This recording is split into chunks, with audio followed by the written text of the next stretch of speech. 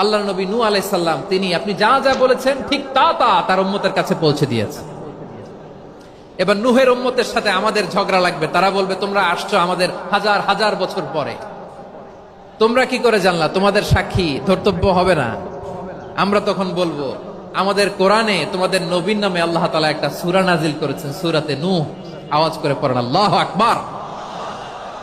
আমরা বলবো আমাদের কোরআনে তোমাদের নবীর কথা আল্লাহ আমাদেরকে জানিয়েছেন, দিন রাত এক করে তোমাদের কাছে তিনি দাওয়াত পৌঁছেছেন। তোমরা কানের মধ্যে হাত দিয়ে রাখতা, চেহারাটা কাপড় দিয়ে ঢেকে রাখতা, আল্লাহর নবী নূহকে পিটিয়ে ছালা দিয়ে পেঁচিয়ে তোমরা পাহাড়ে তুলে রেখে আসতা। সব আমরা জানি।